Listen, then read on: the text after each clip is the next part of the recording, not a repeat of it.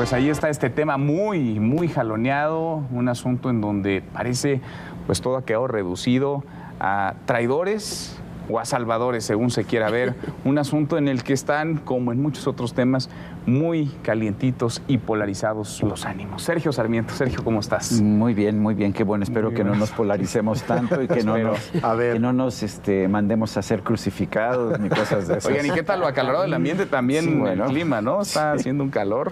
Sí, es el día más caliente de ayer, decía, ¿no? Está calientito. ¿Cómo estás, Alicia? Durísimo. Bien, gracias. Qué gusto saludarte, Juan Pablo Leo. Juan Pablo, buenas noches, Sergio, Alicia, buenas noches. Muy buenas. A ver, ¿quién ganó? ¿Quién perdió? ¿Se ganó perdiendo? ¿Se perdió ganando? ¿Cómo ver las cosas, Sergio, en medio de tanta crispación, de tanta polarización? Mi opinión es que perdimos todos. Perdimos todos precisamente por la crispación. Si lo que quería el presidente era que ya no hubiera inversión privada en electricidad, ya lo logró desde que entró al gobierno, en realidad. Nadie está invirtiendo en electricidad en nuestro país porque la Comisión no tiene dinero, la Comisión Federal de Electricidad, y los privados pues no van a arriesgar su dinero en proyectos que finalmente no van a ser rentables porque no hay reglas en este momento. Creo que bueno, mi posición ideológica, mi posición política siempre ha sido la misma. Ojalá que haya mucha gente que invierta en electricidad, ojalá que tengamos muchas empresas privadas, ojalá que también la Comisión Federal de Electricidad invirtiera más en transmisión, donde tiene un monopolio y donde se están cayendo las líneas. Pero al final lo que vimos nos va a perjudicar a todos. Lo que hemos visto en realidad es una incertidumbre. Vimos una decisión primero de la Suprema Corte en la controversia constitucional sobre la ley de la industria eléctrica, en que no se determinó ni la constitucionalidad ni la inconstitucionalidad. La mayoría de los ministros votaron por la inconstitucionalidad de varios de los artículos, no de todos, pero en ninguno alcanzaron los 8 votos para declarar inconstitucional. Y el resultado es que estamos... Está como en un limbo, ¿no? Pues sí, lo que vamos a ver son juicios, amparos, incertidumbre. Los inversionistas no van a saber con qué reglas están trabajando. Y vemos ahora pues esta intención del presidente de cambiar la Constitución para ya no tener ese limbo en el que estaba, y pues tampoco funcionó porque a pesar de que tuvieron mayoría de votos, no tuvieron tampoco la mayoría calificada. Y en menos calificada. de 24 horas, una ley minera que nacionaliza el litio, en donde ya no se requería una mayoría calificada, sino ahí una mayoría como una especie de venganza, porque, a ver, yo no sé si la ley es buena o es mala, no permitieron que nadie la leyera, ni siquiera los de Morena habían leído. Es lo mismo que traía la reforma constitucional, ¿no? Mira, no lo sé, a lo mejor sí. Es que a lo mejor ya no tiene el paquete completo el presidente, pero tiene una buena parte. Pero a ver, son dos cosas diferentes, lo ¿no? que Un es tema ilegal, es la energía y otro tema es el litio. Yo creo que son dos temas completamente distintos, pero lo que es ilegal es meter la iniciativa, no pasar por comisiones, no pasarla por especialistas y simple y sencillamente votarla como una forma de decir, aquí está tu venganza, votaste en contra mía, ahora no te permito ni que leas lo que vas a tener que votar. Ahora, la tenían ya lista, es decir, no fue a raíz de la votación de ayer, quiero suponer, porque ayer mismo la manda el presidente, llega a la Cámara de Diputados. Hace un momento, información que acaba de salir, toda la exposición de motivos está plagiada de un trabajo académico, toda la exposición de motivos. O sea, ni siquiera hicieron un esfuerzo por hacer algo bien hecho, está plagiada. Ahora, todos sabíamos ayer, todos sabíamos ayer, es más, el sábado, el viernes, todos sabíamos que los votos no daban para que se aprobara la reforma. El presidente en la mañanera el jueves dijo con toda claridad que si no se aprobaba su ley, mandaría la reforma de la ley minera para asegurarse que sería la nacionalización del litio. Ahí sabía que con su sola mayoría iba a poder tener la aprobación. Aquí hay un tema que ha generado ya controversia, a ver si no también tienen un problema de inconstitucionalidad por haberse saltado todas las reglas. Una, porque no fue a comisiones, se saltó el reglamento de la Cámara, no pasó por la Jucopo. En consecuencia trae ya todo un tema. Pues sí, pero también es una corte que está en entredicho. Hoy, por lo que decía Sergio, creo que, por ejemplo, todo el sector empresarial, todo sin excepción, lo que está esperando es a conocer el engrose de la sentencia de la Corte o de la resolución de la Corte para ver qué parte específicamente interpretan como constitucional o como inconstitucional. Porque la forma en que la ministra ponente planteó el tema generó la dispersión del voto. y la poca claridad en el mismo. O sea, tú no votaste por este artículo es inconstitucional o no, o estos 4 artículos, sino por pedacitos. En consecuencia, cada quien dio su opinión sobre un pedacito. El secretario batallaba para llevar la y cuenta el presidente de la Corte finalmente indujo a uno de los ministros, el que decidiera, oiga, pues hacemos el recuento y tenemos un empate, ¿no? A 7. Entonces, pero no 8. Uno, para que me dé el 8, me tiene que decir en dónde está. ¿Se va a 7 o se va a 8? Y ese fue Juan. Pero a ver, eso es lo que pasó en torno a hace un par de semanas, en torno a la ley de la industria Pero es importantísimo. No, claro que es importante, pero me quiero regresar, digamos, a lo que veíamos y a lo que platicamos. Tampoco ganó el día de ayer, lo que vimos en la Cámara de Diputados fue una confrontación, no necesariamente de argumentos, sino una confrontación. Fueron puros insultos, casi todo. Ideológica, en donde unos a otros se decían traidores, vendepatrias.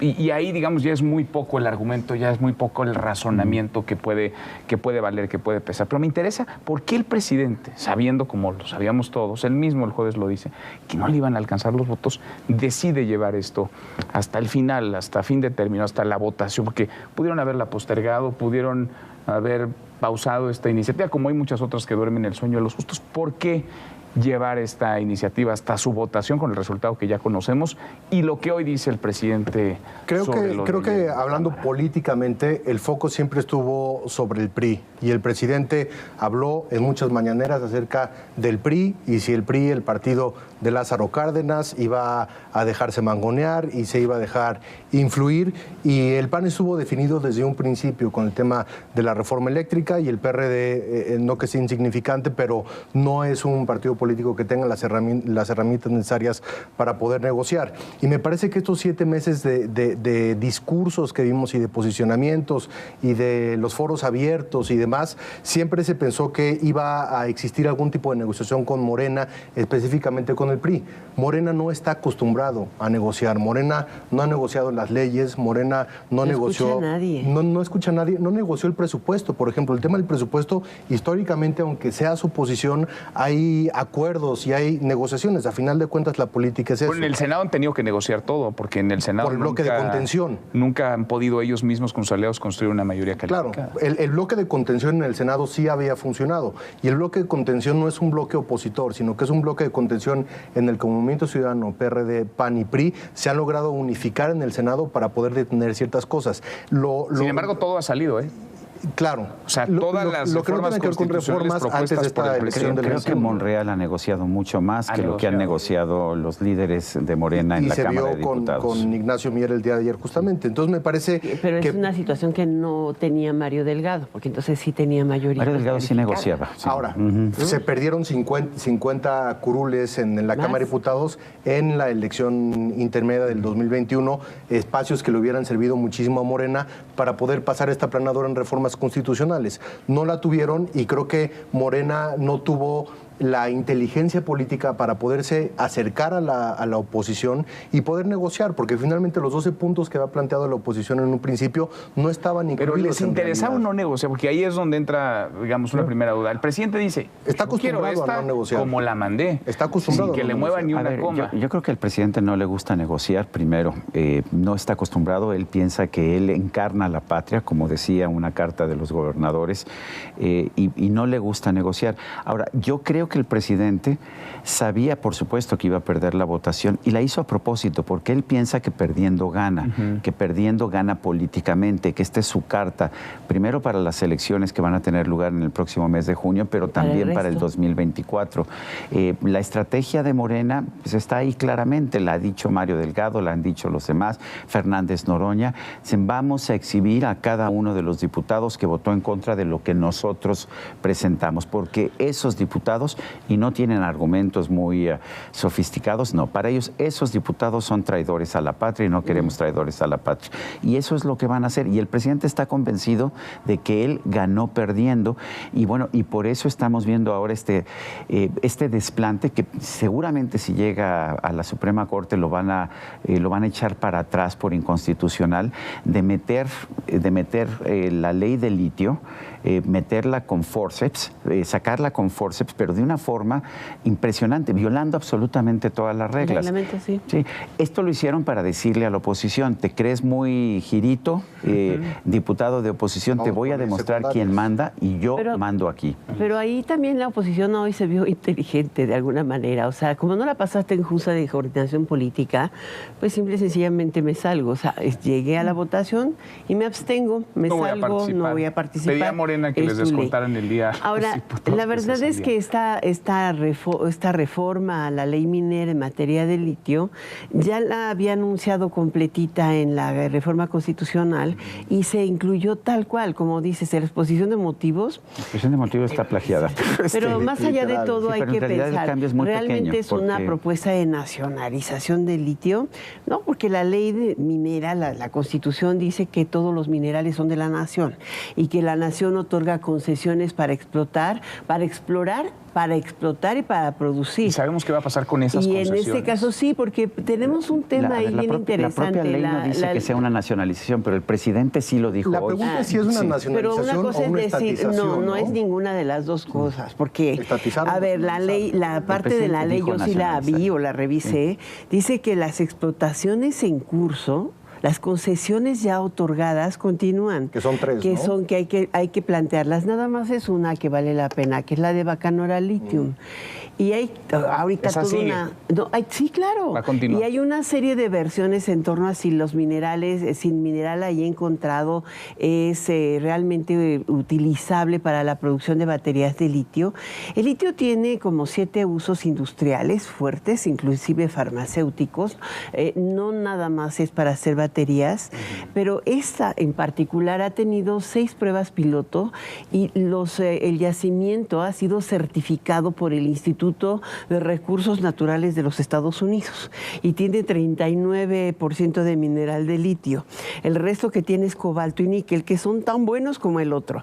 Y en estas baterías de León de litio se utilizan los 3. Y justamente en febrero de este año se concretó la venta completa. La venta completa de las 9 concesiones, 7 de las cuales tienen litio, en un lugar que se llama La Ventana, en Bacanuchi. Y tiene un valor esa empresa, es la China Ganfeng, que es de 190 millones de libras esterlinas. Estaba listada en el New York, en el London Stock, en el mercado alternativo. El 28 de febrero se retiró del mercado, la China compró la mayoría. ¿Pero cuál es el gran cambio entonces? El gran cambio es que no te van a dar otras. Hay 68 posibilidades. Y que va a ser una empresa del Estado la que tenga que explotar todo, ¿no? Entonces, esa es la diferencia con el artículo 27 de la Constitución, porque dice que va a haber una empresa del Estado para explotarlos. Estamos regresando a los tiempos de Proquibemex, en que pensaron que el Barbasco iba a ser el oro... Como Uramex, ¿no? Como Uramex, como Proquibemex, que son 2 empresas. La una la creó Luis Echeverría en 1975, en 79 López Portillo creó Uramex. Se gastaron decenas de miles de millones de dólares en las 2 empresas y nunca produjeron ni 1 kilo de uranio ni 1 kilo de anticonceptivos. Simple y sencillamente se convirtieron en elefantes. Ahora, decía Sergio, todos perdimos un poco ayer. ¿Quiere decir que también todos ganamos un poco ayer? Es decir, la oposición vende un triunfo porque están cohesionados, mantienen la unidad. El presidente, en términos de narrativa, puede vender algo. Lo que a nosotros nos conviene como país es que haya inversión en electricidad, que tengamos electricidad más limpia, que tengamos electricidad más barata. Eso es lo que a nosotros nos conviene. Que tengamos mejores redes de transmisión, que paguemos menos en la electricidad a fin del bimestre y que nuestras empresas tengan una electricidad barata que les permita ser competitivas con las empresas extranjeras. Perdimos todo eso porque en la incertidumbre que se ha generado, esa incertidumbre es peor que tener una ley o la otra ley. ¿Y en lo político? A ver, sí, y yo creo que tú hablabas ahorita de narrativas y creo que tienes absolutamente toda la razón. La oposición te va a decir que ganó, el presidente te va a decir que ganó. Me parece importante no confundir esta ley minera con el tema de la ley eléctrica. Creo que son dos temas... La reforma del litio, porque la ley minera no la toca. La reforma del litio y el tema de la reforma eléctrica, que son dos temas completamente separados. El tema es qué es lo que va a ocurrir ahora con la CFE, qué va a ocurrir con las capacidades, qué va a ocurrir con las posibilidades de transmisión, con los apagones que estamos viendo en los estados y lo que se pueda venir para los próximos 3 años. Eso me parece fundamental. Ahora, en la parte política, ¿es un triunfo para la oposición? Sí, en el sentido de que es la primera partida legislativa que le ganan al presidente, que les había ganado todas. En ese sentido, por supuesto que sí. ¿Es un triunfo para el presidente a nivel discursivo? También lo es, porque ahora van a poner todas las caras de todos los legisladores que votaron en contra en todos los estados como si fueran... Dijo Mario Delgado hoy, ¿no? Que iban a señalar uno por uno en cada uno de sus distritos. Entonces, si eso te ayuda a nivel discursivo, al presidente le ayuda para decir, oye, la próxima crisis eléctrica que venga es culpa de la oposición porque ellos no quisieron pasar la reforma y te genera justamente esta percepción en la que también tú decías, el presidente es muy bueno para poder crearla, entonces tienes esos triunfos. Me parece que es muy difícil darle un triunfo y una derrota a algunos, sino que más bien, como todo en política, es parte de la conversación, parte de la narrativa. O sea, en la posverdad vamos a saber quién gana realmente. Pero además que debería, perdón, yo no estoy de acuerdo aquí, porque tú estás previendo una crisis eléctrica. Y tampoco hay que llegar a los extremos de la sensación. En México hoy la producción de energía eléctrica está sobrada en un 40% contra la demanda. La generación, pero no la transmisión. Es lo que dice Sergio es fundamental. ¿Cuál ha sido la queja de la Comisión Federal de Electricidad? Que los ductos, o sea, las redes de transmisión y distribución no tienen la capacidad para recibir la cantidad de generación que se está produciendo en México. Y es algo contradictorio, porque al final de cuentas solo los privados producen menos del 30%. Menos del 30%. Ya nos vamos. Entonces, crisis y se quedó bueno. ¿Nos polarizamos o no? No tanto, pero sí nos acaloramos, porque el clima pone de sí. Gracias, Sergio. Son temas cruciales. Si no nos entusiasmamos, la verdad es que no se queda. Fundamentales. Gracias, Juan Pablo. Manuel. Hasta mañana.